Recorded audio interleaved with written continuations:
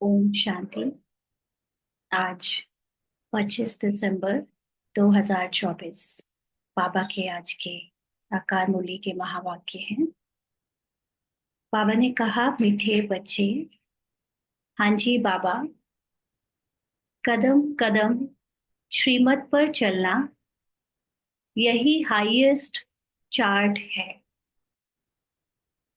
जिन बच्चों को श्रीमत का रिगार्ड है वह मुरली जरूर पढ़ेंगे। तो कदम कदम श्रीमत पर चलना, बाबा की श्रीमत क्या है, श्रेष्ठ मत क्या है? कदम कदम अपने को आत्मा समझ कार्य में आना, ड्रामा के कैरेक्टर को आत्मा समझ कर प्ले करते हुए देखना। माना जो कुछ भी ड्रामा में कर्म, संकल्प और बोल हो रहे हैं, उससे अपना ध्यान हटाकर अपने आत्मा में स्थित करना। और जो ये हर सेकंड अटेंशन रखते हैं, कदम कदम अटेंशन रखते हैं, वो हाईएस्ट चार्ट ऑलरेडी बाबा को दे रहे हैं। तो कदम कदम पर आप चार्ट लिखने वाला तो नहीं दे सकते ना, लेकिन आप बाबा के साथ कंबाइंड होकर कदम कदम पर अपने सत्य को याद करते हुए, अपने ड्रामा के कैरेक्टर की या सत्य बातों को भुलाते या बाबा को देकर भुलाते हुए, सत्य में निर्भर होते हुए हाईएस्ट चार्ट दे सकते हैं। तो बाबा कहते कि जिन बच्चों को बाबा का रिगार्ड है, श्रीमत का रिगार्ड है, माना जो अपने को आत्म अभिमानी स्थिति में समझने की वैल्यू को जानते हैं, वो मुरली जरूर पढ़ेंगे। जिनको आत्माभिमानी स्थिति का कुछ पता नहीं या उसकी वैल्यू नहीं पता, वो मुरली मिस भी कर देते हैं, क्योंकि उनको क्या लगता है ये तो वही रेगुलर मुरली है, कुछ नया कहाँ है। लेकिन हम जानते हैं, जो आत्माभिमानी स्थिति के पुरुषार्थी हैं, कि मुरली में रोज कुछ ना कुछ सीक्रेट पॉइंट्स, बाबा की गुप्त रहस्य निकल निकल के आते हैं। चाहे कितने भी सालों से ज्ञान में चल रहे हैं, चाहे कितने भी बार रिवाइज कर चुके हैं, लेकिन फिर भी जब फिर से सुनते हैं, तो कुछ ना कुछ आत्मा की सत्य की बातें उसमें से निकल के नई नई आती हैं। इसलिए आत्माभिमानी बच्चे मुरली का रिगार्ड जरूर करेंगे। प्रश्न है, तुम ईश्वर के बच्चों से कौन सा प्रश्न कोई भी पूछ नहीं सकता है? तुम ईश्वर के बच्चों से कौन सा प्रश्न कोई भी पूछ नहीं सकता है? बाबा ने उत्तर दिया, तुम बच्चों से यह कोई भी नहीं पूछ सकता कि तुम राजी खुशी हो।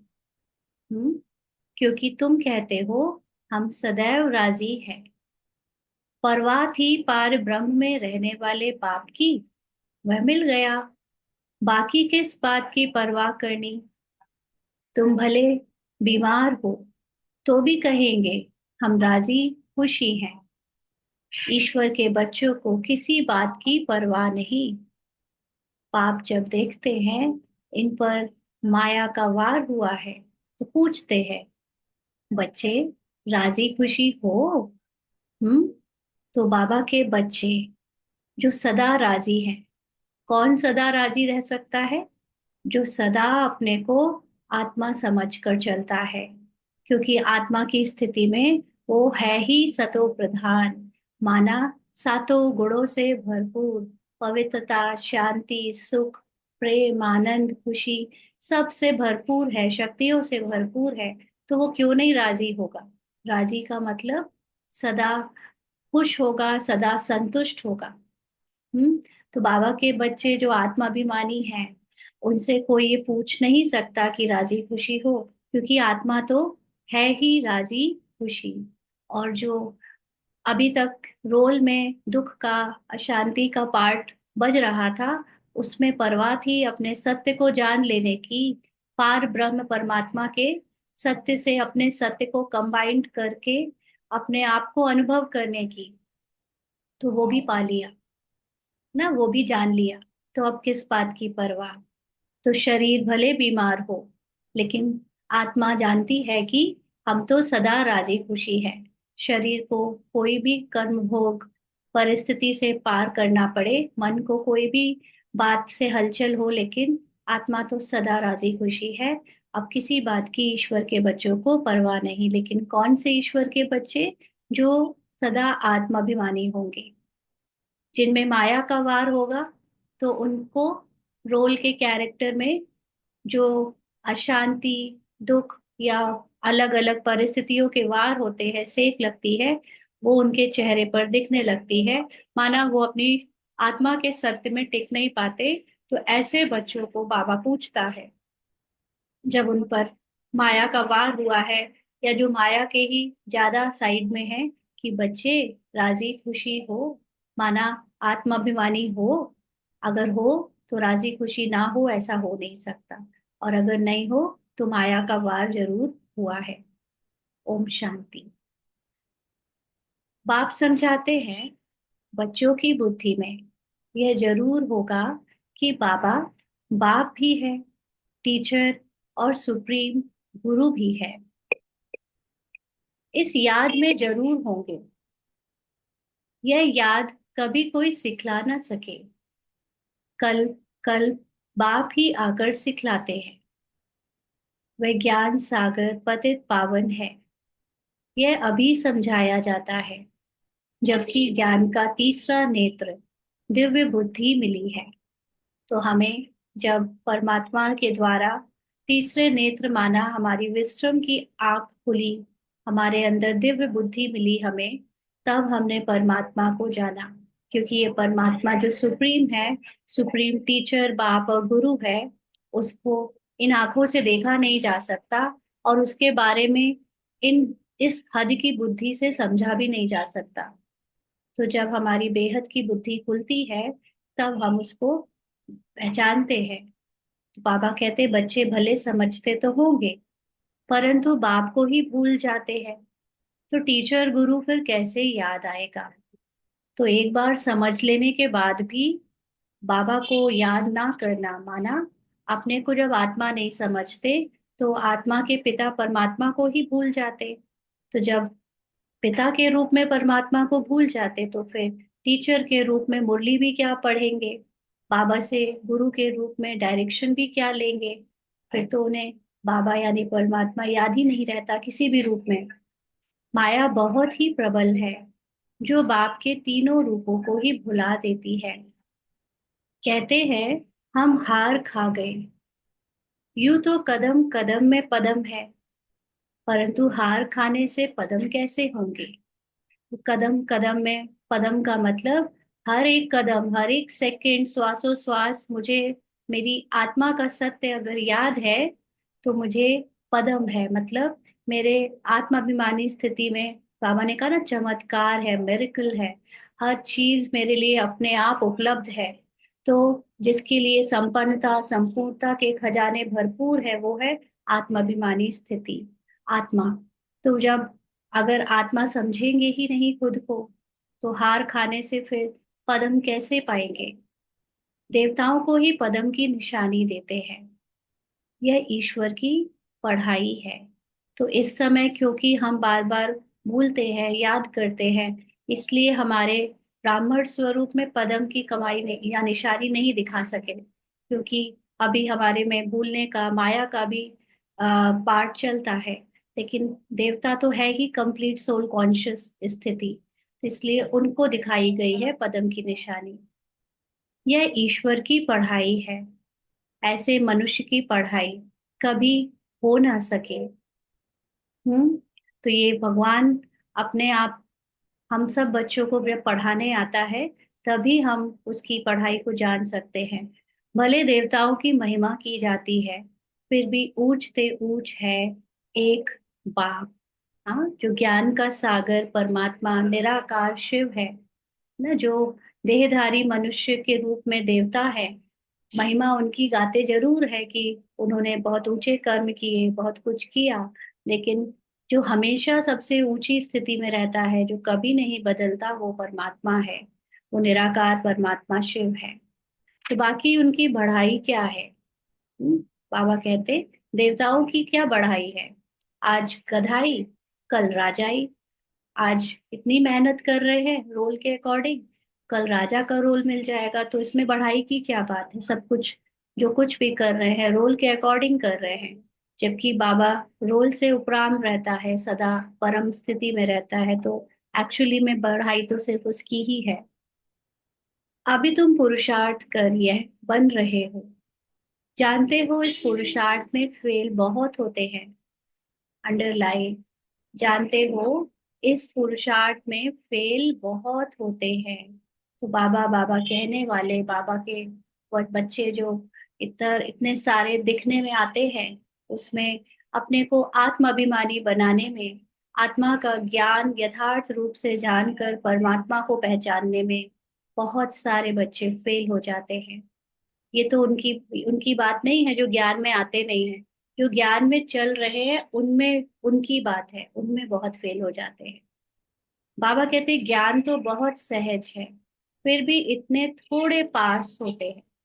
अभी तो लाखों लोग जो ज्ञान में है वो सिर्फ पढ़ाई कर रहे हैं। अभी तो छोटे छोटे यूनिट टेस्ट होते हैं, उसमें आत्माभिमानी स्थिति की परख होती है, चेकिंग होती है, फिर हम तैयारी करके फिर से नेक्स्ट टाइम एग्जाम के लिए तैयार होते हैं, अगर देह भान में फेल हो जाते हैं तो। लेकिन जो फाइनल पेपर होता है, शरीर छोड़कर अपने कर्मातीत स्थिति को पाने वाला, उसमें बहुत थोड़े पास होते हैं। क्यों? बाबा ने पूछा। माया घड़ी घड़ी भुला देती है। बाप कहते हैं अपना चार्ट रखो, परंतु लिख नहीं पाते हैं। कहाँ तक बैठ के लिखे? अगर लिखते भी है तो कभी अप कभी डाउन। हाईएस्ट चार्ट उन्हों का होता है जो कदम कदम श्रीमत पर चलते हैं। तो हाईएस्ट चार्ट, बहुत गहरी बात है ये ना। लिखकर जो हम स्थूल चार्ट देते भी थे, एक टाइम ही बैठ कर देते थे, लेकिन जो हाईएस्ट चार्ट देता है, माना हाईएस्ट अटेंशन रखना, किसको कहते हैं? जो कदम कदम अपनी आत्मा के सत्य का अटेंशन रखे। रोल में आ रहे जो भी अपवित्रता का पार्ट है, शरीर की कहानी का कुछ भी है, उसमें से अपना ध्यान, अपना अटेंशन अलग करके अपने सत्य में स्थित कर ले। कदम कदम आत्मा में स्थित हो जाए, उसके सत्य में स्थित हो जाए। वो है हाईएस्ट चार्ट देना। हम्म। तो बाबा कहते उनका ही हाईएस्ट चार्ट होता है जो कदम कदम श्रीमत पर चलते हैं। बाप तो समझेंगे, इन विचारों को लज्जा आती होगी, नहीं तो श्रीमत अमल में लानी चाहिए।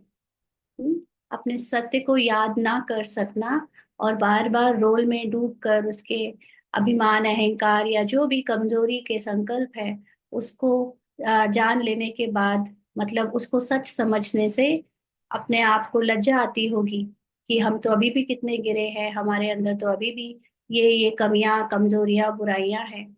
नहीं तो जो आत्माभिमानी है वो तुरंत अपने को न्यारा करके कमी कमजोरी को देगा बाबा को। ये आपकी, ये पार्ट क्योंकि आपका है, तन मन धन सब आपका है, मैं तो अपने सत्य में आपके जैसी स्थित हूँ।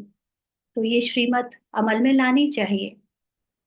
1-2% मुश्किल लिखते हैं, तो शुरुआत तो हम में से कईयों ने, सबने ही लिखने वाले चार्ट से करी होगी।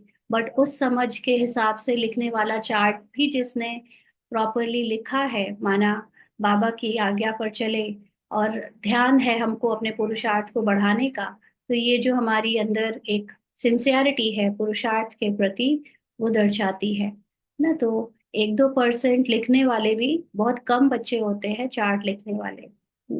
श्रीमत का इतना रिगार्ड नहीं है।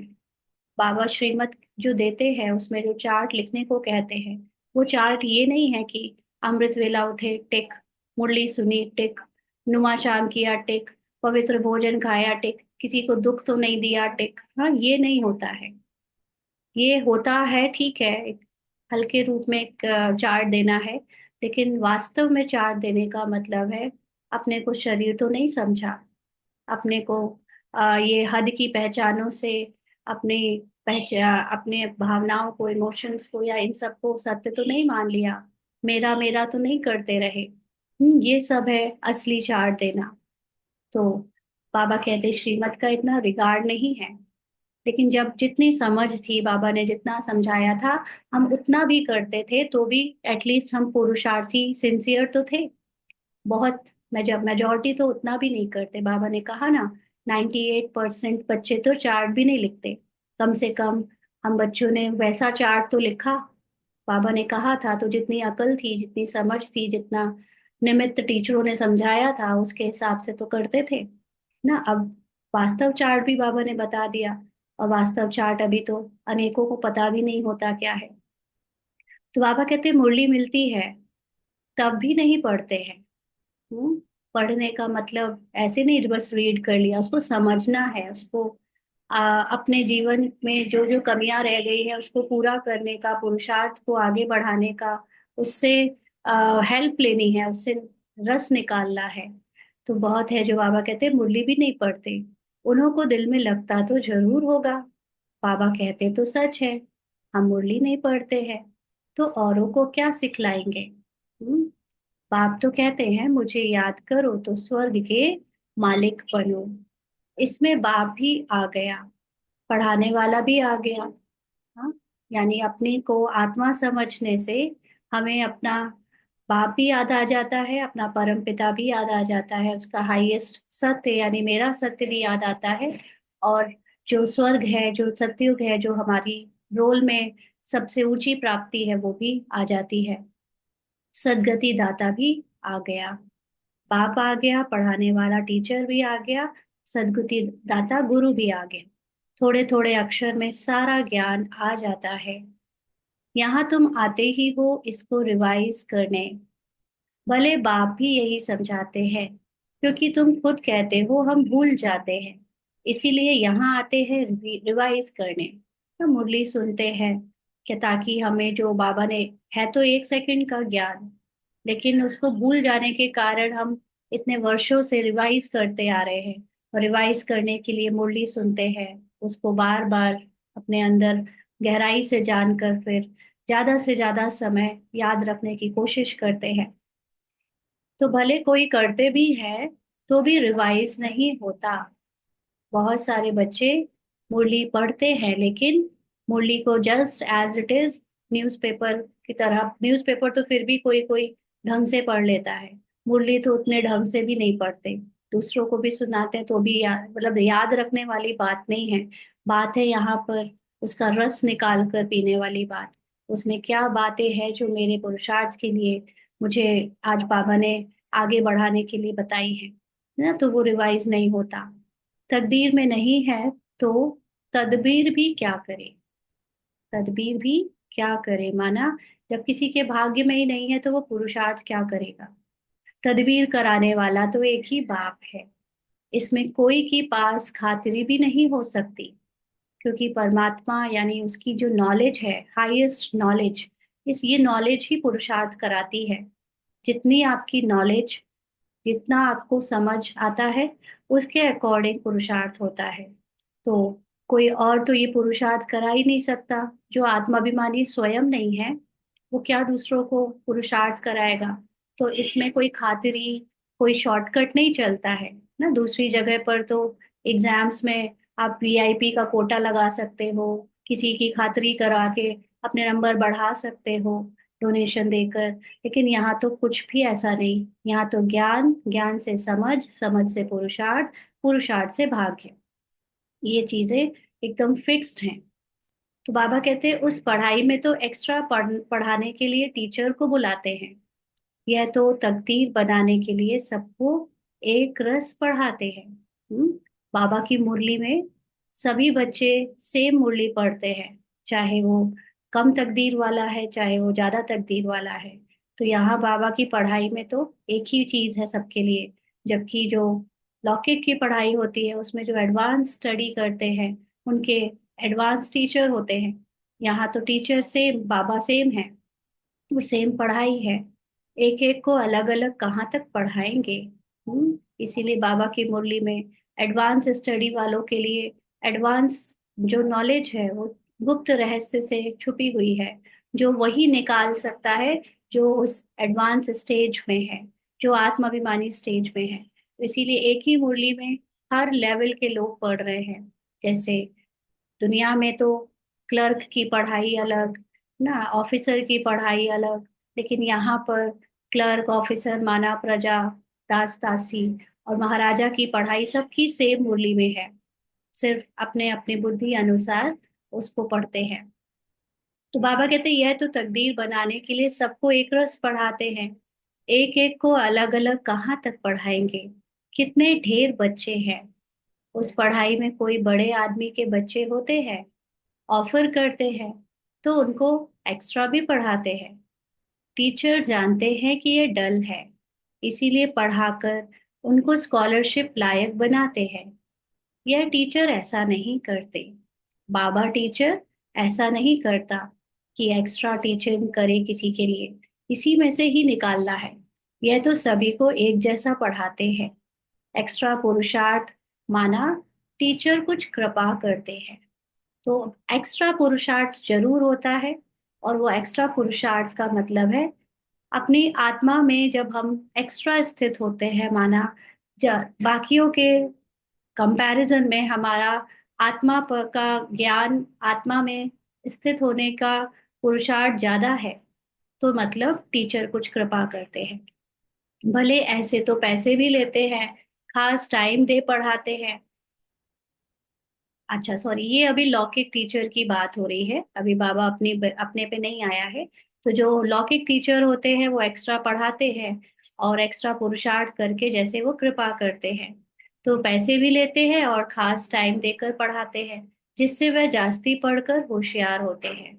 यह बाप तो सबको एक ही महामंत्र देते हैं, मन मना भव। बस बाप ही एक पतित पावन है, उनकी ही याद से हम पावन बनेंगे। तो बाबा की पढ़ाई का केवल एक ही महामंत्र, मन मना भव। अपने मन को बाबा के मन से मैच करो, हाईएस्ट मन बनाओ, जो सतो प्रधान मन है। ये मंत्र जिसको जैसे जितना रटेगा, रटने का मतलब ऐसे नहीं कि मन मना भव, लेकिन अपनी आत्मा में स्थित जितना ज्यादा होगा उतना वो पावन बनता है। माना ड्रामा के कैरेक्टर और रोल से न्यारा होकर प्रभाव मुक्त होता जाता है, और उसकी याद से जब वो प्रभाव मुक्त हो जाता है तो वो अपनी संपूर्णता में वापस लौट जाता है। तो बाबा कहते वह तुम बच्चों के हाथ में है, जितना याद करेंगे उतना पावन बनेंगे। सारा मदार हर एक के पुरुषार्थ पर है। वह तो तीर्थों पर यात्राएं करने जाते हैं, एक दो को देखकर भी जाते हैं। तुम बच्चों ने भी बहुत यात्राएं की हैं, फिर क्या हुआ। भक्ति तो हम सब ने भी की है, सब तीर्थों पर कहीं ना कहीं जरूर गए होंगे, तो क्या हुआ उससे। एक दो को देखकर भी जाते हैं। बाबा कहते नीचे ही गिरते आए हो। यात्रा किस लिए है, इससे क्या मिलेगा कुछ भी पता नहीं था। अभी तुम्हारी है याद की यात्रा। तो यहाँ पर भी वैसे तो बाबा के बच्चों को भी, जिनको ये भक्ति मार्ग लगता है ना, भले ही सुनते ज्ञान है, कहते हैं कि हम ज्ञान मार्ग में हैं, बट लेते भक्ति की तरह है। भक्ति की तरह माना रटा रटाया, या जो अंधविश्वास की तरह जो सबने किया वो हमने कर लिया, और जो कुछ भी लक्ष्य पता है लेकिन मोटा मोटा पता है, उसकी गहराई नहीं पता, अपने को आत्मा समझने की यात्रा नहीं कर रहे हैं, तो फिर उनके लिए भी जैसे यहाँ पर वैसे ही हो जाता है ना। तो लेकिन अभी हम जो जितना ज्ञान को समझता है वो समझता है कि याद की यात्रा क्यों है, अपने को हर समय कदम कदम आत्मा समझकर चलना क्यों जरूरी है। तो बाबा कहते हैं अक्षर ही एक है, मन मना भव। यह यात्रा तुम्हारी अनादि है। वह भी कहते हैं हम यह यात्रा अनादि काल से करते आए हैं। माना हमने ये हर कल्प में ये यात्रा की है। अपने को बॉडी कॉन्शियस से सोल कॉन्शियस बनाने का जो पुरुषार्थ है, ये अनादि काल से हर कल्प में चलता आया है। इसलिए अभी तुम ज्ञान सहित कहते हो कि हम कल्प कल्प यह यात्रा करते हैं। यह यात्रा खुद बाप आकर सिखलाते हैं। उन यात्राओं में कितने धक्के खाते हैं, कितना शोर होता है। यह यात्रा है डेड साइलेंस की। हम्म, तो जो हमारी पुरुषार्थ की यथार्थ विधि है, वो है अपने डेड साइलेंस में टिककर अपनी परम शांति को अनुभव करना। एक बाप को ही याद करना है। उसमें ये फिजिकल रोल, सेवा, संकल्प भी जो आ रहे हैं उससे भी उपराम हो जाना है। ऐसे नहीं कि हम संकल्पों को रोक सकते हैं आने से, लेकिन जब हम उनसे उपराम होना सीख जाते हैं, माना संकल्प आ रहे हैं जा रहे हैं, बट मैं उनको अपनी एनर्जी नहीं दे रही हूँ, उन पे अपना ध्यान नहीं दे रही हूँ, अपने सत्य पे स्थित हूँ, अपने परम बाबा के साथ अपनी परम स्थिति को याद कर रही हूँ, तो वो जो थॉट्स भी है वो धीरे धीरे स्लो होते होते साइलेंट होने लगते हैं। लेकिन फिर भी अगर आते हैं ड्रामा में, जब तक हमारा पार्ट है संकल्पों के आने का, तब तक हमें उनसे उपराम साइलेंस को अनुभव करना होता है। इससे ही पावन बनना है। तुम्हें बाप ने यह सच्ची सच्ची रूहानी यात्रा सिखलाई है। वह यात्राएं तो तुम जन्म जन्मांतर करते ही रहे, फिर भी गाते हैं चारों तरफ लगाए फेरे, भगवान तो दूर ही रहे। यात्रा से आकर फिर विकारों में गिरते हैं, तो क्या फायदा।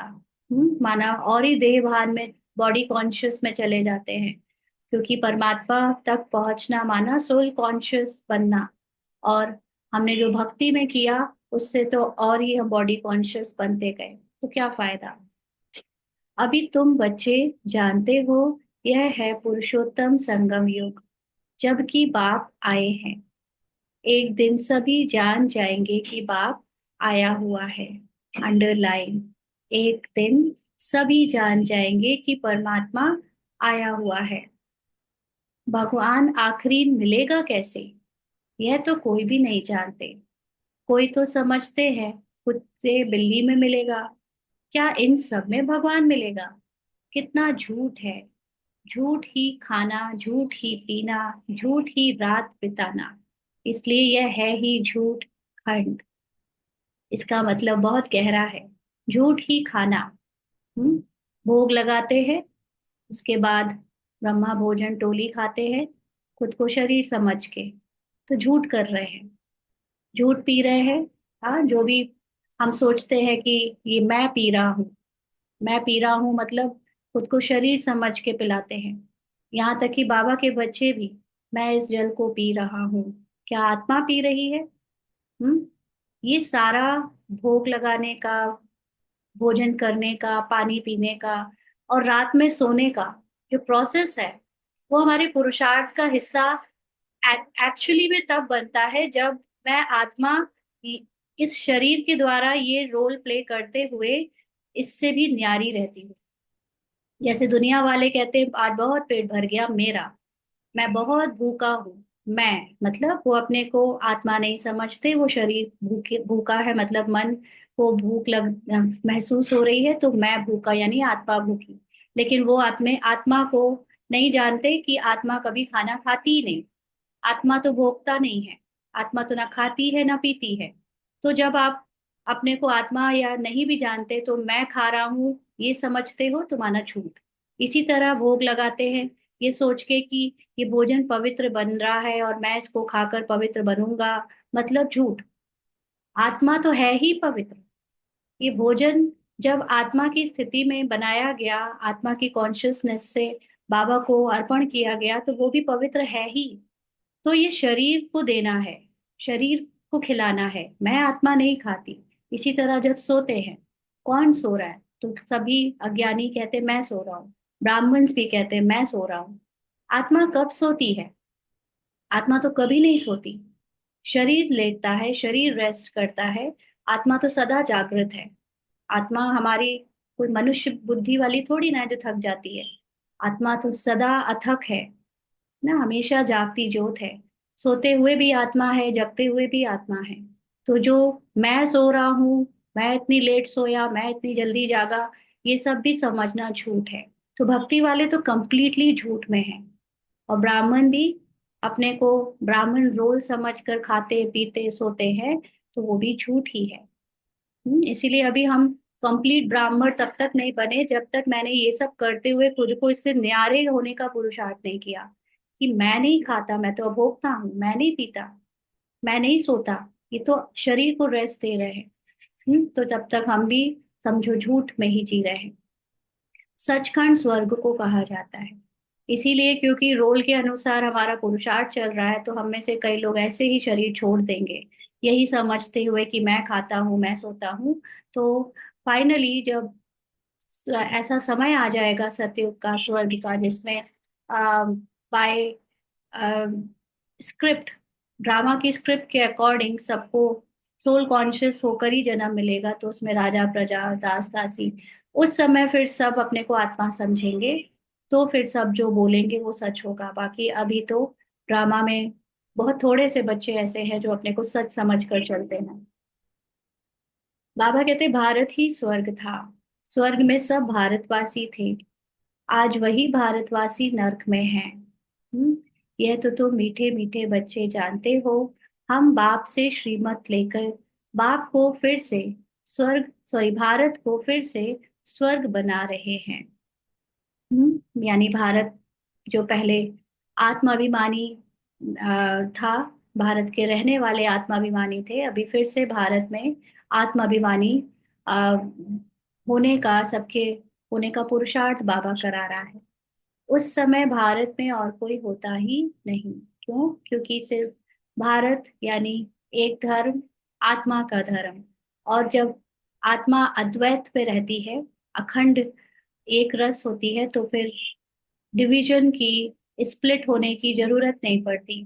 जब खुद को आत्मा भूल जाते हैं, तब डिवीजन होता है, तब द्वैत आता है, तब चारों तरफ प्रकृति और सृष्टि बट जाती है। सारा विश्व पवित्र, भारत जब होता है तो कोई और होता नहीं, सारा विश्व पवित्र बन जाता है। सबकी दृष्टि, सबकी वृत्ति एकदम ड्रामा से न्यारी सोल कॉन्शियस होती है, और प्रकृति भी पवित्र बन जाती है। अभी तो कितने ढेर के ढेर धर्म हैं, बाप सारे झाड़ की नॉलेज सुनाते हैं, तुम्हें फिर से स्मृति दिलाते हैं। हम्म, अभी जैसे हमारे ब्रह्मा कुमारी इसमें इतने सारे धर्म के लोग आते हैं, मुस्लिम धर्म से भी, क्रिश्चियन धर्म से भी, हिंदू, सब धर्म से। लेकिन बाबा ने सबको क्या सिखा दिया? अपने को सिर्फ एक आत्मा समझो, भूल जाओ। लेकिन अभी भी बहुत सारे ब्राह्मण्स में जो अलग अलग धर्म से आए हैं, तो कहीं ना कहीं ये ध्येयवान रहता है कि हम हिंदी में क्यों पढ़े, हम तो उर्दू में पढ़ेंगे। मुरली, हाँ, हम जिसको हम हिंदी आती भी, हम इंग्लिश में पढ़ेंगे। हम क्रिश्चियनिटी से हैं, मतलब कहीं ना कहीं पूरी तरह वो देहभान अभी भी नहीं टूटा है ना। तो बाबा के वो सच्चे बच्चे जिसने अपने को आत्मा समझ लिया, वो ना फिर कास्ट, ना कलर, ना क्रीड, ना रेस, ना लैंग्वेज, इन सब के बैरियर में बंधे होते हैं। वो इन सब से परे हो जाते हैं, उनको इससे कोई फर्क नहीं पड़ता। तो बाबा कहते फिर तुम्हें फिर से स्मृति दिलाते हैं, तुम सो देवता थे, फिर वैश्य, शूद्र बने, अभी तुम ब्राह्मण बने हो। यह अक्षर कभी कोई सन्यासी, उदासी, विद्वान द्वारा सुने हैं? पूछ रहे हैं बाबा। हम्म, यह हम सो का अर्थ बाप कितना सहज करके सुनाते हैं। अभी तक भक्ति में लोग हम का मंत्र करते हैं, हाँ, बिना जाने, बिना उसके, बस किसी की दक्षिणा ले ली, किसी को सुन लिया बोलते हुए, तो करने लगते हैं। इसने भी सीखा था, ये भी करने लगी थी, अर्थ वर्थ कुछ पता नहीं था। तो बाबा ने इसका अर्थ बताया, हम सो का अर्थ क्या होता है। हम ही विष्णु, हम ही देवता, फिर हम ही वैश्य शूद्र सब बने। तो अर्थ सहित हमको अब बाबा समझाता है। हम सो माना मैं आत्मा, हम आत्मा ऐसे ऐसे चक्र लगाते हैं। तो आत्मा में क्या? आत्मा का मन, आत्मा अपने मन के द्वारा अब चारों युगों में चक्र लगाती है, तो देवता, वैश्य, शूद्र आदि बनती है। वह तो कह देते हम आत्मा सो परमात्मा, परमात्मा सो हम आत्मा। तो जो देहधारी मनुष्य हैं, वो मन को ही आत्मा समझकर, मन को ही परमात्मा, और परमात्मा को ही मन, यानी उसको कहते वर्ड आत्मा है, लेकिन वो जो चेंजेबल चीज है जो कि मन है ना, चारों युगों में, चारों स्टेजेस से जो क्रॉस होता है, वो है आत्मा का मन। तो जो चेंज होता है वो परमात्मा कैसे हो सकता है? लेकिन मनुष्य को पूरा ज्ञान ना होने के कारण वो आत्मा सो परमात्मा यानी मन के लिए कह देते, या वो कहते नहीं भी है, लेकिन समझने वाले ये समझते हैं कि हम जो रोल में है मनुष्य रूप में, वो परमात्मा, और जो परमात्मा है वो हम ही हैं मनुष्य रूप वाले। तो ये गलत हो जाता है। एक भी नहीं जिसको हमसो का अर्थ का पता हो। बाप कहते हैं, यह जो हम सो का मंत्र है, सदा बुद्धि में याद रहना चाहिए, नहीं तो चक्रवर्ती राजा कैसे बनेंगे। तो जो भक्ति में हम सो हम में, हम आत्मा सो परमात्मा, परमात्मा सो आत्मा कहा गया है, ये तो मनुष्य के भान में, देहधारी के भान में कहा है। लेकिन एज अ ब्राह्मण जब हमको ये ज्ञान मिला कि आत्मा अपने संपूर्ण रूप में परमात्मा के जैसी है, हम्म, तो जब परमात्मा के जैसी है माना अपने को संपूर्णता में याद करना, माना परमात्मा को याद करना, परमात्मा को याद करना मतलब अपने को आत्मा संपूर्ण रूप में समझना।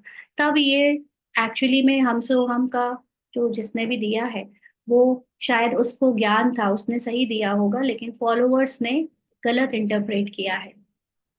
तो ये मंत्र याद रहना चाहिए, माना कदम कदम हमको याद रहना चाहिए कि मैं ये रोल में कमजोरी वाला पार्ट प्लेयर नहीं हूँ, मैं परमात्मा के समान हूँ, मैं वो आत्मा हूँ जो संपूर्ण है, बाप समान है। तो ये हम सोहम का जो मंत्र है वो हमें याद रहे उस मीनिंग से, है ना। बात वही है, बाबा उसकी मीनिंग को करेक्ट करके सही से हमको समझा रहे हैं कि हमें अपनी संपूर्ण आत्मा को याद रखना है, ना कि रोल से अपने को परमात्मा समझना है। तो बाबा कहते नहीं तो चक्रवर्ती राजा कैसे बनेंगे। वह तो 84 का अर्थ भी नहीं समझते हैं।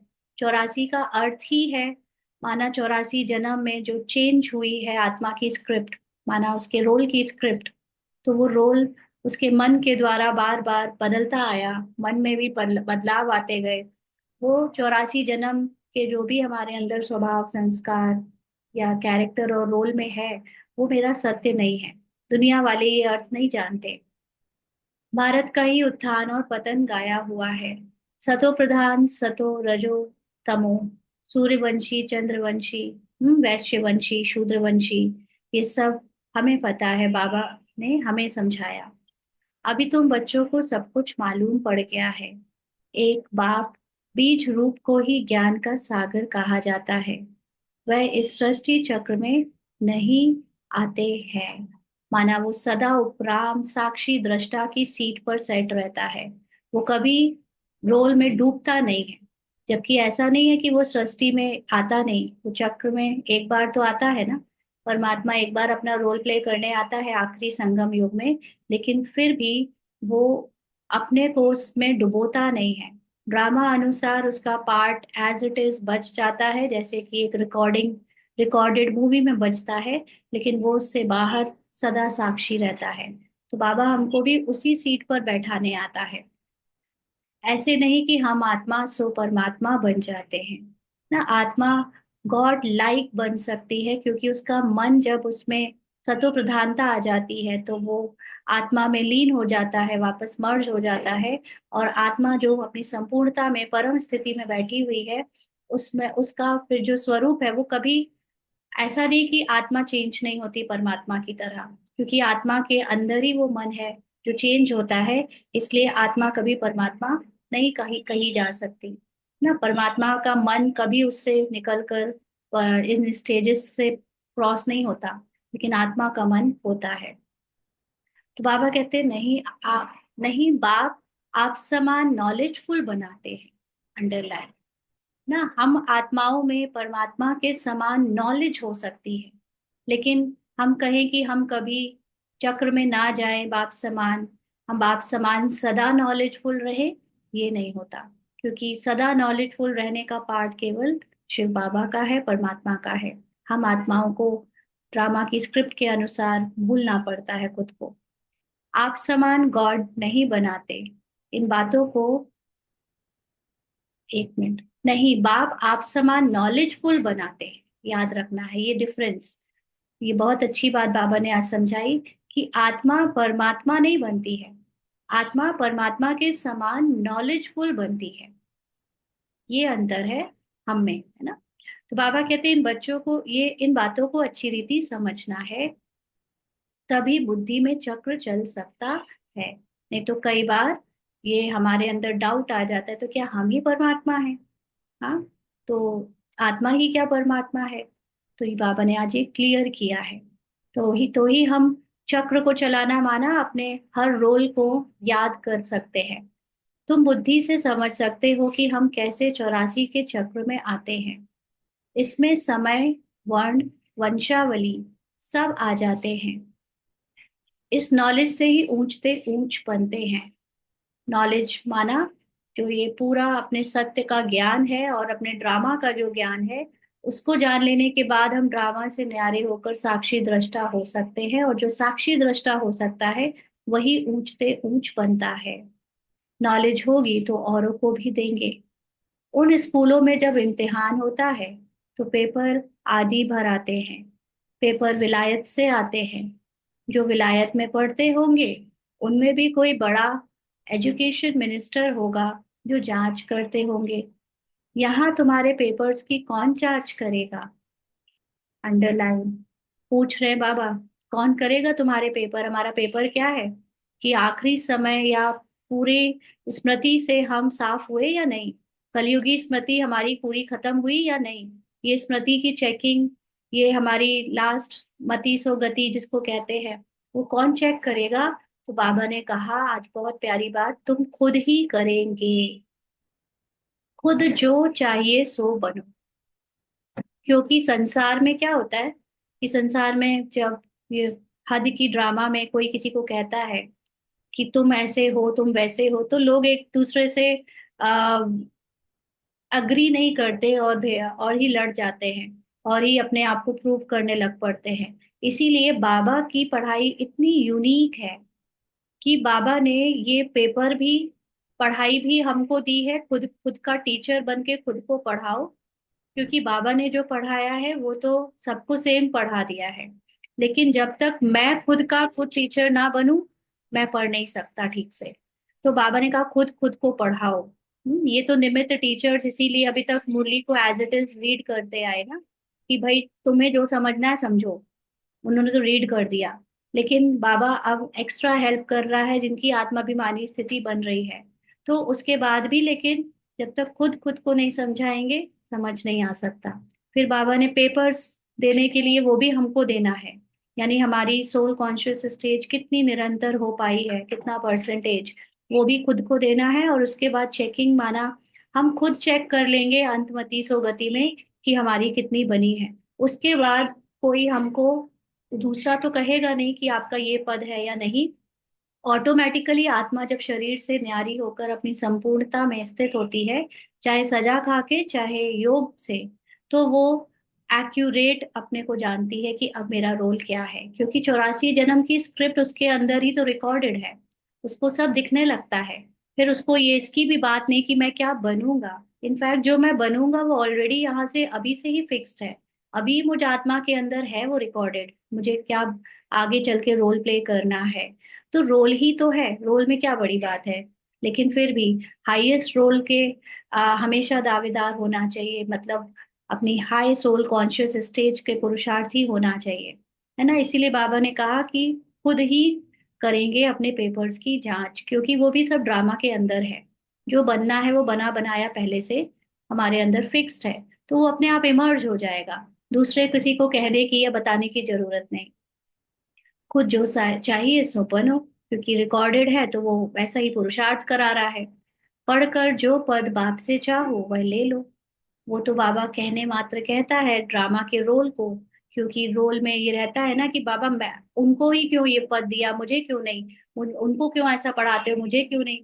तो बाबा कहता है ठीक है, पढ़ाई सबके लिए सेम है, तुम अब पढ़ो और जो चाहो वो ले लो। जितना बाप को याद करेंगे, दूसरों की सर्विस करेंगे, उतना ही फल मिलेगा। तो बाबा को याद करके सेवा करना, स्थूल सेवा बिना याद के भी हो जाती है, जैसे भक्ति में करते आए, है ना। भक्ति में भी जो इतने सारे दूसरे दूसरे सत्संग हैं, वो लोग भी अपने सत्संग का प्रचार प्रसार करते हैं, पर्चे बांटते हैं, भाषण करते हैं, और जो खाना पीना टोली वोली सब खिलाते हैं, ये तो सब कोई कर सकता है और कर भी रहे हैं, है ना। लेकिन बाबा को याद करना माना अपनी संपूर्णता में अपनी आत्मा को टिका कर, अपने सत्य में टिक कर, फिर जो अपनी रूहानी वाइब्रेशन है वो दूसरों तक फैलाना, ये कहीं कोई और नहीं कर सकता हमारे सिवा। तो ये वाली सेवा जो जितनी ज्यादा करेगा उतना ही फल मिलेगा। उन्हें सर्विस करने की फिक्र रहेगी कि राजधानी स्थापन हो रही है तो प्रजा भी तो चाहिए ना। तो वहां वजीर आदि की दरकार नहीं रहती। सतयुग में तो सभी के अंदर विवेक बुद्धि एकदम दिव्य होती है, और ना वहाँ कोई पाप करने वाला चोर चक्का होता है जिसके लिए वजीर चाहिए। तो वहाँ हर कोई सेल्फ मैकेनिकली सबके अंदर सब कुछ होता है, रोल में सारे पार्ट होते हैं, वजीर का, डिसीजन मेकर का, परखने का। लेकिन इतनी वहां जरूरत नहीं पड़ती। यहाँ तो जब अकल कम होता है तब वजीर की दरकार होती है। यहाँ बाप के पास भी राय लेने आते हैं। बाबा, पैसा है, क्या करें, धंधा कैसे करें? तो बाप कहते हैं, यह दुनिया के धंधे आदि की बात यहाँ नहीं लाओ।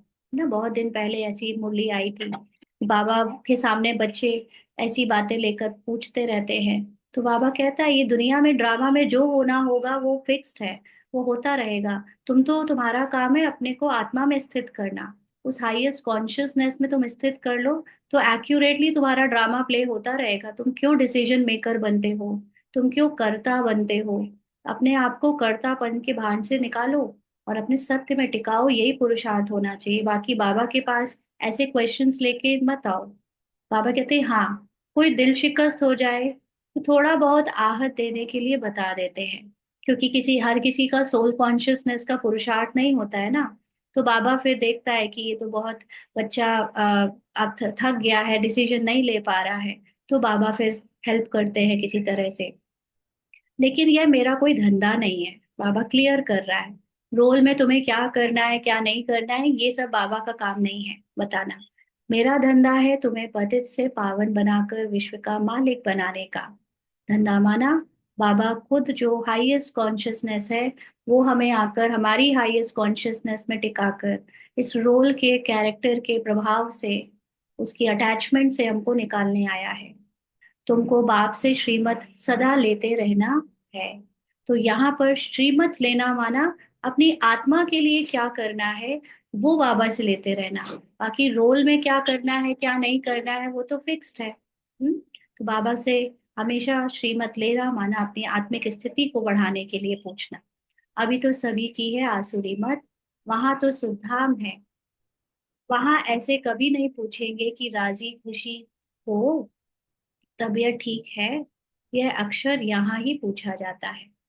अभी 1 मिनट के लिए सभी अशरीरी होकर बाबा को याद करेंगे।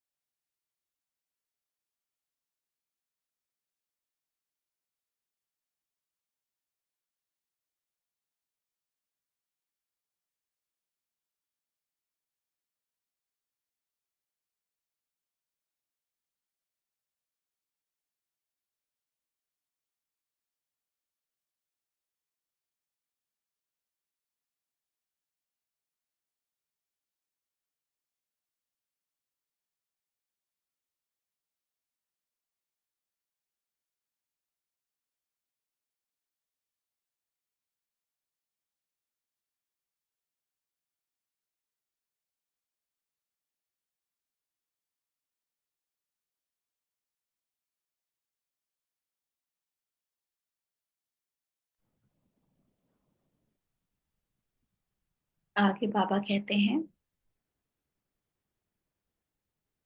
वहां कभी ऐसे नहीं पूछेंगे कि राजी खुशी हो। सतयुग में सब सोल कॉन्शियसनेस में होते हैं तो एकदम ब्लिसफुल होते हैं, आनंद में होते हैं। और सभी होते हैं तो कौन किससे पूछेगा? वो तो यहाँ पूछा जाता है, क्योंकि कभी तबीयत ऊपर कभी नीचे होती है, कभी मन खुश कभी ना खुश होता है, तो ये सब यहाँ पूछते हैं। वहां तो सदा खुशी खुशी है। तो बाबा कहते हैं, ये तो यहाँ पूछते हैं तबीयत ठीक है, ये अक्षर यहाँ ही पूछा जाता है। वहां ये अक्षर होता ही नहीं, दुख धाम के कोई अक्षर ही नहीं। नेगेटिव वोकैबलरी नहीं होती वहां पर कोई भी तरह की। परंतु बाप जानते हैं, बच्चों में माया की प्रवेशता होने के कारण बाप पूछ सकते हैं कि ठीक ठीक राजी खुशी हो। क्योंकि जब हम ड्रामा के कैरेक्टर में डूब जाते हैं, है ना, खुद को शरीर समझकर उसकी कहानी में डाउटफुल हो जाते हैं या क्वेश्चनेबल हो जाते हैं, तो फिर बाबा को दिखने लगता है कि ये बच्चा अभी अपनी आत्मा की सीट से नीचे उतरा हुआ है और अपने मन के वश हो गया है। तो इसलिए बाबा पूछते हैं, ठीक ठीक राजी खुशी हो? मनुष्य यहाँ के अक्षर को तो समझ ना सके, यहाँ के मतलब बाबा के ज्ञान के अक्षरों को। कोई मनुष्य पूछे तो कह सकते हो कि हम ईश्वर के बच्चे हैं, हमसे क्या खुश खैराफत पूछते हो। हाँ, कई लोग कहते हैं ना, आपका चेहरा ठीक नहीं दिख रहा है या आप ठीक हो, तो अंदर से आता है हम ठीक नहीं होंगे तो कौन होगा। परवाह थी पार ब्रह्म में रहने वाले बाप की, अब वह मिल गया, अब क्या परवाह। यह हमेशा याद रहना चाहिए, हम किसके बच्चे हैं। क्योंकि अगर हम ये याद रखें हम किसके बच्चे हैं, तो हम खुद को भी याद रखें कि हम कौन हैं। यह भी बुद्धि में ज्ञान है। नहीं, ये ज्ञान से जाना जाता है। जब हम पावन बन जाएंगे फिर लड़ाई शुरू होगी। तो हम पावन बन जाएंगे माना, जब हमारे अंदर माया की जो अभी बार बार देह भान की प्रवेशता हो जाती है, आत्मा के सत्य को भुलाकर हम थोड़ा सा मन के वश होकर डाउन हो जाते हैं। जब हम पूरी तरह ड्रामा से न्यारे हो जाएंगे, ऐसा नहीं कि हमारा रोल या शरीर छूट ही जाए जरूरी है, नहीं, लेकिन हम उससे न्यारे हो जाएंगे, ये पुरुषार्थ हमारे लिए खत्म हो जाएगा और हमारी नेचुरल स्थिति हो जाएगी सोल कॉन्शियसनेस की। फिर लड़ाई शुरू होगी। तो बाहर की लड़ाई शुरू होगी। हाँ, अभी तो हम अंदर वाली, हमारे लिए सिर्फ अंदर की लड़ाई है। ऐसा क्यों? क्योंकि एक आत्माभिमानी स्थिति में रहने वाले साक्षी दृष्टा के लिए ये सारा ड्रामा, इस खेल एक लाइट का शो चल रहा है, इसमें कुछ भी स्थूल और रियल नहीं है। और आत्माभिमानी स्थिति होकर आपको एकदम बॉडीलेस, लाइटलेस, लाइट फील होता है। आपको ये दुनिया पूरी नाटक लगती है, खेल लगती है।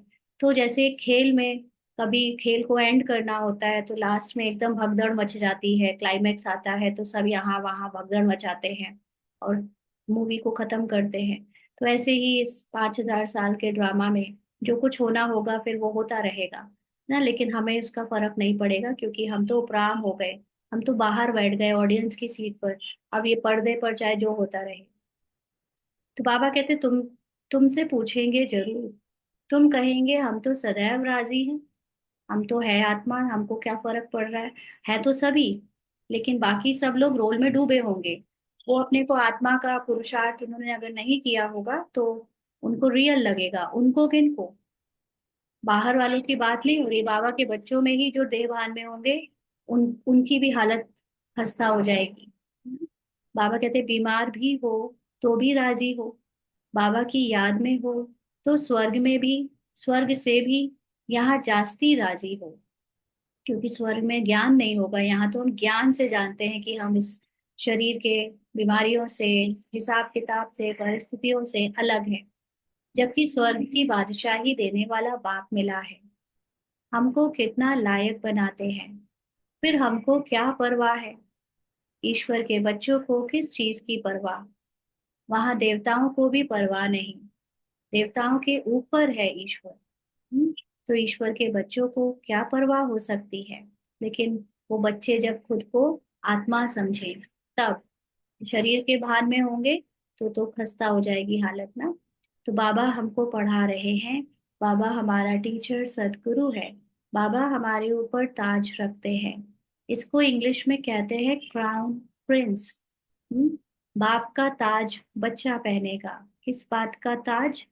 बाबा की लाइटनेस का, बाबा की पवित्रता का। यानी हम अपने को जब एकदम डिटैच ऑब्जर्वर बना लेंगे, एकदम लाइट हो जाएंगे, तो बाबा का ताज पहनेंगे। तुम समझ सकते हो सतयुग में सुख ही सुख है। प्रैक्टिकल में यह सुख तब पाएंगे जब वहां जाएंगे। जो सतयुग वाली ड्रेस है, शरीर है, प्रकृति है, वो तो हमें नेक्स्ट रोल में मिलेगा। लेकिन अभी हमारे अंदर सुख ही सुख आ जाए, सतयुग अंदर ही अंदर आ जाए। बाबा कहते वह तो तुम ही जानो, सतयुग में क्या होगा, यह शरीर छोड़ हम कहाँ जाएंगे। अभी तुमको प्रैक्टिकल में बाप पढ़ा रहे हैं। तुम जानते हो सच सच हम स्वर्ग में जाते हैं। वह तो कहते हैं फलाना स्वर्ग में गया, परंतु उन्हें पता नहीं स्वर्ग और नर्क किसको कहा जाता है। कल्प की आयु ही लाखों वर्ष लिखती है। जन्म जन्मांतर यह ज्ञान सुनते सुनते गिरते आए। अभी तुम्हारी बुद्धि में है कि हम कहाँ से कहाँ आकर गिरे हैं। सतयुग से गिरते ही आए हो, माना सोल कॉन्शियस से बॉडी कॉन्शियस, और उसमें भी डीप बॉडी कॉन्शियस बनते आए। अभी हम इस पुरुषोत्तम संगम युग पर पहुंचे हैं। कल्प कल्प बाप आते हैं पढ़ाने। बाप के पास तुम रहते हो ना।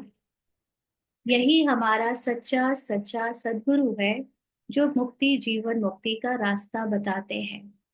जैसे ये बाबा भी सीखते हैं, यानी ब्रह्मा बाबा, ऐसे इनको देख तुम बच्चे भी सीखते हो। मैं बाबा को कल शाम की मुरली में बताया था कि वो जैसे एग्जाम्पल बने, सैंपल बने, ऐसे तुम बच्चे भी बनते हो। हर कदम पर सावधानी रखनी होती है। किस बात की सावधानी? सावधानी माना अटेंशन। मनसा वाचा कर्मणा बहुत शुद्ध रहना है। इसीलिए जो रोल में मनसा वाचा कर्मणा, अगर कैरेक्टर में कुछ कमी आ रही है ना, स्मृति संकल्पों में कुछ कमजोरी आ रही है, तो बहुत सावधानी रखनी है, अटेंशन रखना है कि हम उसको एनर्जी ना दें, हम उस पर ध्यान ना दें और अपने सत्य को तुरंत उससे रिप्लेस कर दें। है ना, मतलब अपने सत्य से उसको रिप्लेस कर दें। अंदर कोई भी गंदगी नहीं जानी चाहिए। ये रोल बाहर ही बाहर बजता रहे, मेरे वृत्ति मेरी बुद्धि में ना आए। ना बाहर ही बाहर किसी से कुछ भूल गया, कह दिया ड्रामा की स्क्रिप्ट अनुसार, हिसाब किताब अनुसार, लेकिन मुझे उस पर ध्यान ना जाए, बिल्कुल ध्यान ना जाए। या गंदगी अंदर नहीं जानी चाहिए, ये ध्यान रखना है।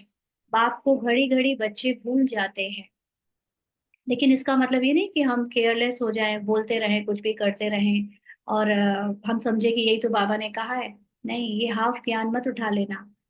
मतलब बाहर रोल में जो कुछ चल रहा है उस पर अटेंशन रखना कि कहाँ कहाँ कमी कमजोरी हुई, लेकिन उसको तुरंत अपने सत्य से रिप्लेस कर देना। उसको एज इट इज कचड़े को अपने अंदर मत बैठाल देना कि मैं हूं ऐसा, मेरे से ऐसा होता है। नहीं, वो मेरे से नहीं होता, वो कैरेक्टर से हुआ। मैं तो सदा अपने सत्य में हूँ, मैं तो सदा ही आनंद में हूँ। ना उसको रिप्लेस करके लेना, गंदगी नहीं लेना। बाप को घड़ी घड़ी बच्चे भूल जाते हैं। बाप को भूलने से बाप की शिक्षा भी भूल जाते हैं। हम स्टूडेंट हैं यह भी भूल जाते हैं। है बहुत सहज, बाप की याद में ही करामात है अंडरलाइन।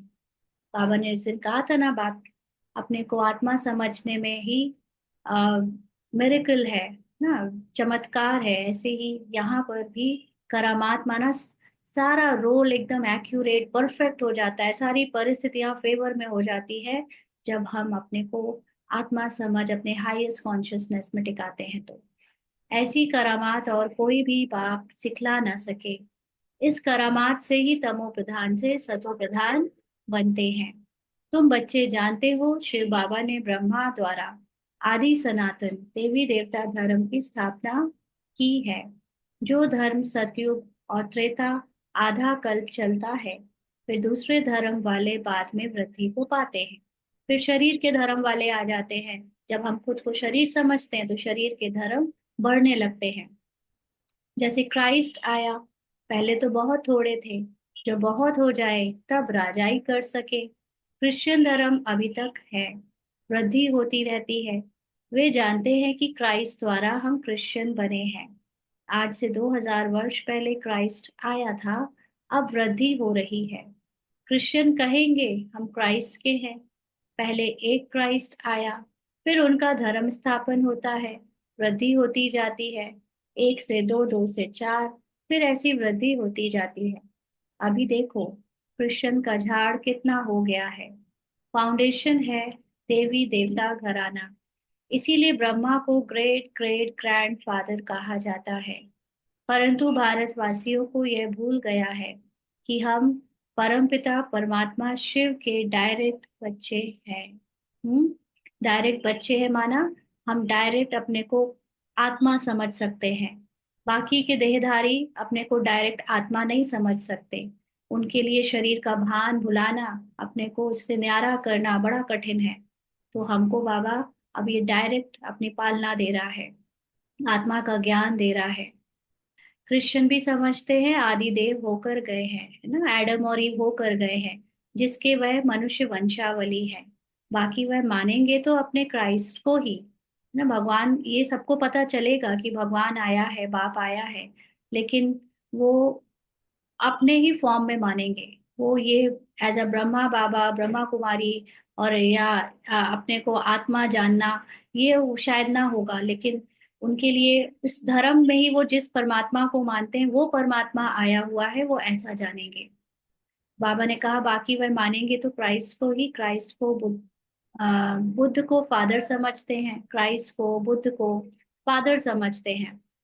सिजरा है ना, जैसे क्राइस्ट का यादगार क्रिश्चियन देश में है, वैसे तुम बच्चों ने यहाँ तपस्या की है। अब तुम्हारा भी यादगार यहाँ, यानी आबू में है। कौन सा यादगार है हमारा?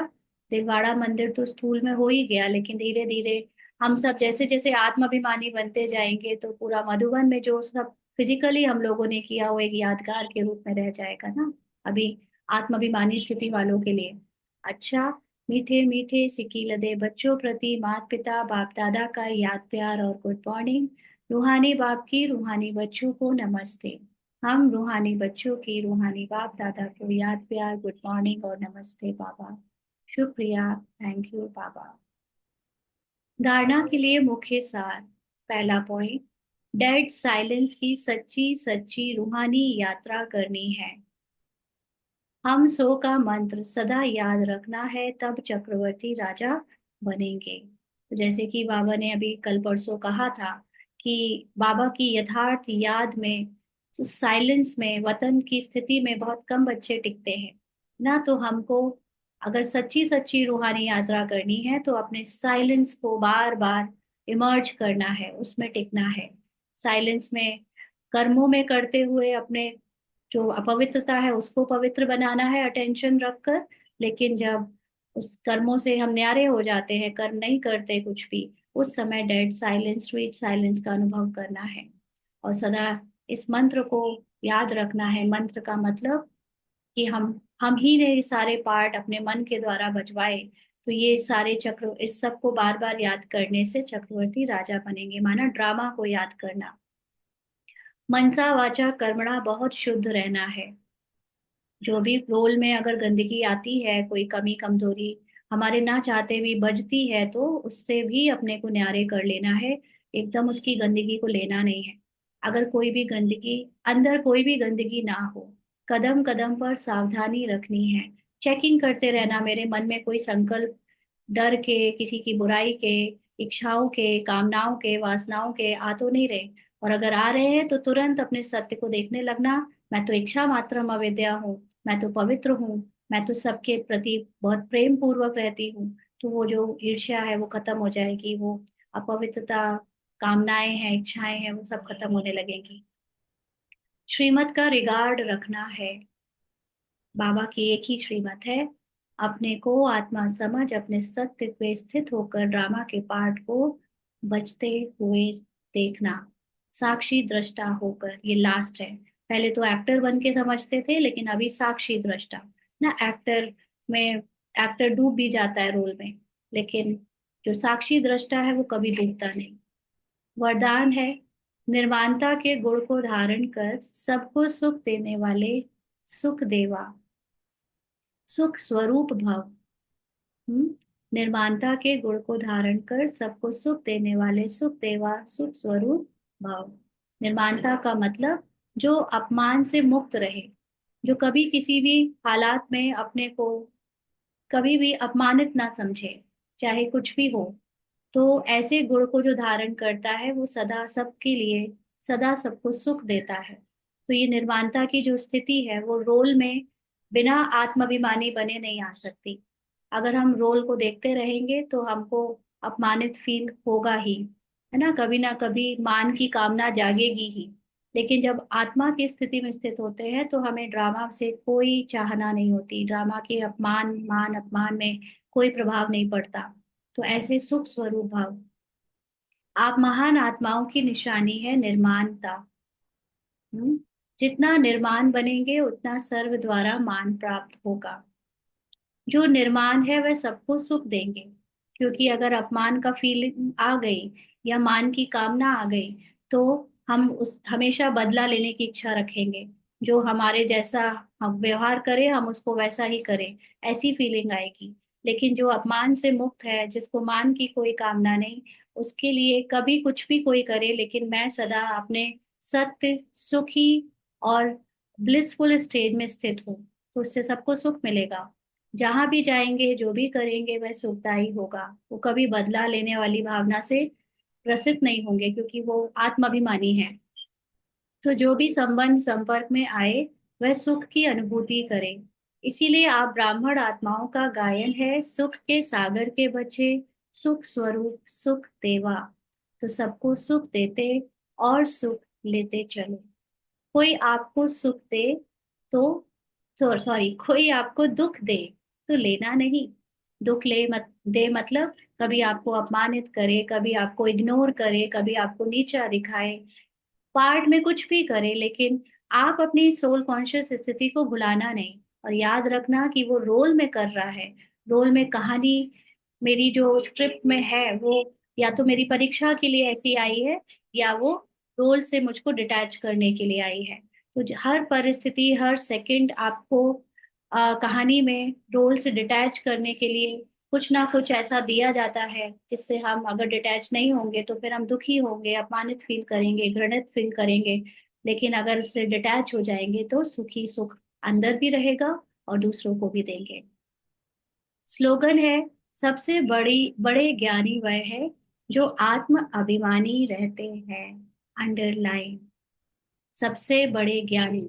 कोई कितना भी भाषण दे ले, कोई कितनी भी क्लास करा ले, कोई कितना भी बड़ा वो किताबें लिख ले, कितनी सारी किताबें लिख ले, कुछ भी कर ले, लेकिन जो हर समय अपने आत्मा में स्थित है, अपने सत्य में स्थित है, अपने पूरे रोल से डिटैच्ड है, एक ऑब्जर्वर है, वही सबसे बड़ा ज्ञानी है। बिल्कुल, यही पूरी सारी मुरलियों का, सारी पढ़ाई का सार है। बाबा की सारी पढ़ाई का, सारी सेवाओं का, चारों सब्जेक्ट्स का सार है। ओम शांति। आज के अव्यक्त इशारे, 25 दिसंबर। संगम युग है ही संतुष्टता का युग। तो संतुष्ट रहो और सबको संतुष्ट करो। आपस में कभी कोई खिट खिट ना हो, क्योंकि माला बनती है संबंध से। अगर दाने का दाने से संपर्क नहीं हो तो माला नहीं बन सकती। तो माला के मड़के हैं। इसीलिए संबंध संपर्क में भी सदा संतुष्ट रहना और संतुष्ट करना। आप सभी परिवार वाले हो। परिवार का अर्थ ही है संतुष्ट रहना और संतुष्ट करना। तो बाबा के बच्चों के लिए ही बाबा ने ये चलाया है। बाहर वालों से संतुष्टता और असंतुष्टता की तो बात नहीं। लेकिन जब हम अपने को आत्माभिमानी समझते हैं, तो ये जानते हैं कि हम हैं ही सदा संतुष्ट। रोल में कुछ भी हो, किसी के बीच में कोई भी भेदभाव या कुछ ऊपर नीचे हो जाए, लेकिन आत्मा अपने सत्य में स्थित होकर सदा एक दूसरे के साथ मिलकर ही चलेगी। तो ये जैसे कोई माला होती है, उसका एक अकेले अकेले मोती से माला नहीं बनती। सारे मोतियों को इकट्ठा पिरोया जाता है तो ही माला बनती है। ऐसे ही हमको भी माला बनाना माना सबके साथ, चाहे वो लौकिक है चाहे वो अलौकिक परिवार है, सबके साथ संतुष्ट रहना और सबको संतुष्ट करना। तो बाबा के इस परिवार की यही विशेषता होनी चाहिए या है, कि यहाँ पर आत्माभिमानी स्थिति की जो प्रैक्टिस कराई जाती है, उससे हर एक एकदम निर्माण होकर आपस में मिलजुल कर चले। और अगर संतुष्ट नहीं होते, माना देहभान है। इसलिए सबको परिवार समझकर, ये विश्व पूरा एक परिवार, सिर्फ ब्रह्मा कुमारी परिवार नहीं, लेकिन एक पूरा विश्व परिवार है। ऐसा परिवार समझकर सबसे संतुष्ट रहना और सबको संतुष्ट करना। तो संगम युग में हमको ये संतुष्टता का खास पुरुषार्थ बाबा दिसंबर में करा रहा है। तो इसको पूरी तरह धारण कर लेना है। अच्छा। ओम शांति।